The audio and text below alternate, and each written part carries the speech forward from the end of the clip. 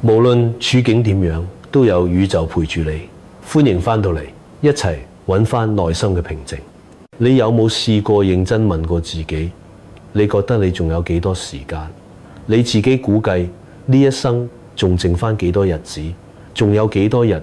幾多個禮拜？幾多年？又或者你覺得仲可以拖到幾時？關於呢一點，我真係希望我哋每一個人都肯靜落嚟，好誠實咁反省一次。我哋仲要等幾耐？等到幾時先願意醒覺？呢一生真係可以完成咩？定係你覺得可以輕輕放過，等下一次再嚟？你自己認為呢一世仲有幾多年可以用？唔好只因為而家睇落身體仲算健康，頭腦仲清醒，就掉以輕心。其實只要有身體，就一定係不斷老化緊，冇例外。問題係仲有幾多年你嘅頭腦可以保持清楚？面對呢個現實，你究竟仲想等到幾時先去追求真正重要嘅嘢？等到老到一個程度，判斷力、邏輯、反應力全部開始退化，定係你覺得呢一生唔需要完成，可以留待下一次，甚至下一次再下一次？呢個問題，老實講，冇人可以替你答，我亦唔可能幫你揀，只有你自己先需要對自己坦白，真正去面對呢個問題。但喺回答之前，你仲要先問清楚另外一個更根本嘅問題：究竟有乜嘢比醒覺更重要？你可唔可以清楚話俾自己知，呢一生你追求嘅目標、目的有邊一樣比醒覺更加重要？你又可唔可以老實講，人世間有乜嘢喜事、成就、突破係真真正正勝過醒覺？我仍然想請你返到自己身上，好誠實咁問一句：呢一生經歷過嘅好事、壞事、悲傷、數唔清嘅煩惱、考驗、打擊、失去，仲唔夠咩？仲想繼續體驗落去嗎？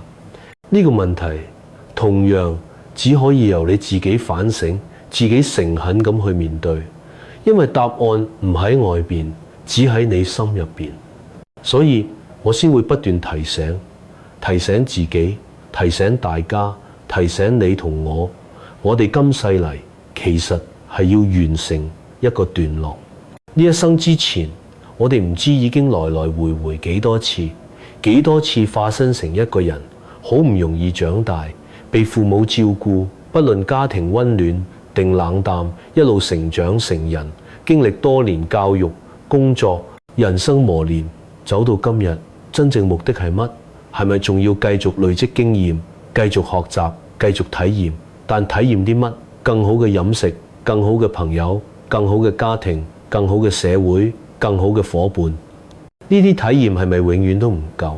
我哋係咪誤以為只要體驗得夠多，就可以揾翻自己？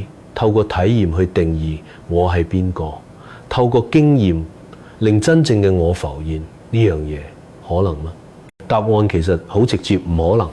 一個人要真正醒覺，要將一體完整揾翻嚟，根本同呢個世界無關，同你所有經驗無關。無論係眼前嘅投射出嚟嘅幻想嘅夢想嘅，全部都無關。你最多只係不斷替自己加重枷鎖，好似陷入爛泥，越踩越深，永遠爬唔出嚟，連邊界喺邊都睇唔到。其實我哋全部人都一樣，被人生綁架，被世界牽住走，而不自知，想透過世界去補返自己，完成自己，卻冇發現方向，一開始就錯咗。我哋明知世界係無常，卻偏偏將無常當成生命全部潛能、全部可能去接收、去肯定，以為嗰就係全部，實在可惜。所以每一個人都唔應該向外邊揾答案，反而要回到內心，先至揾到真正嘅答案。當你揾到嗰個答案，你自然會明白，冇任何目的比醒覺更重要。醒覺先是我哋今世嚟嘅核心目的，其餘嘅一切工作、生活、家庭都只係配合。真正嘅關鍵唔係明唔明白，而係你有冇決心。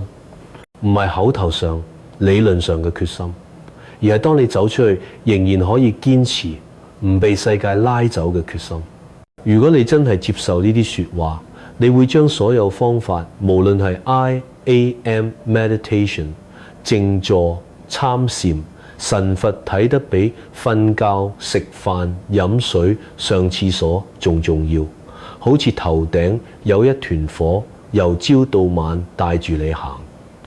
如果你真係下定呢個決心，宇宙一體一定知道，亦一定會伸出一隻手，由上邊由內心扶住你行落去，幫你跨過難關，一路行到底。至於行去邊，唔使理，唔使追，繼續向前就得。最怕嘅只係你根本冇呢個決心，冇決心就只會不斷懷疑、不斷拖延、不斷浪費時間。即使有決心，生命都未必會變得好過，甚至用世俗眼光睇，可能仲辛苦。因為好多人誤以為修行係愛嚟改善人生、扭轉命運，呢個本身就係錯誤理解。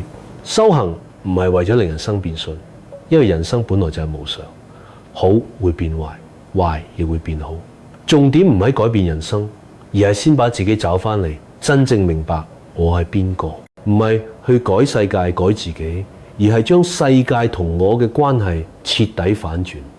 一旦你落咗決心，宇宙亦會測試你，俾你難題、門檻、不順，睇你會唔會一遇到困難就退縮。好事一定伴隨壞事，但如果你真係有決心，好事可以放過，壞事亦可以放過，甚至連自己、人哋、命運、宇宙都可以放過，最後連修行、醒覺呢個念頭都放過，做到咁，其實已經差唔多。好多人擔心醒覺之後會唔會變得冇邏輯、冇興趣，好似石頭。我每次都講，完全唔需要擔心，因為真正醒覺之後，你只會比你想象中更好。You'll be better than you think， 甚至可以話 Without you, your life will be better。呢度講嘅冇你，係冇你嘅干涉、你嘅念頭、你嘅扭曲。當阻礙移開，生命自然會順。但要行到呢一步，需要極大決心。好多人話要修行，2日就放棄，有啲撐到2星期、2個月已經好少，2年真係要頂禮，幾乎唔可能。好事一嚟就忘記修行，壞事一到又一樣忘記，呢個就係人性。真正嘅修行係睇你能唔能夠喺好事壞事之中持續回到一體，回到方法，唔追求任何結果，只係讓生命帶住你行。行到邊其實唔重要，重要嘅係你有冇呢份決心。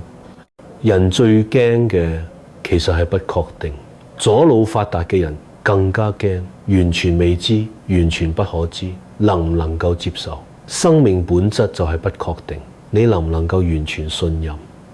能唔能夠將生命交俾上帝，交俾內心，唔抱怨，唔計劃，唔執着，講起嚟容易，做起嚟極難。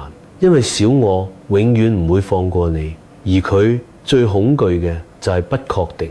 所以古人先講，信仰唔係宗教，而係你對內心、對一體嘅信任有幾大。信仰愈深，醒覺愈深；信仰愈淺，醒覺亦愈淺。我哋下一集再傾多啲關於身心靈嘅事情。如果大家鍾意，就請按讚同分享呢一條正念嘅視頻，希望可以喺水瓶座年代裏面，讓更多人能量得到提升，更多人走向覺醒嘅道路。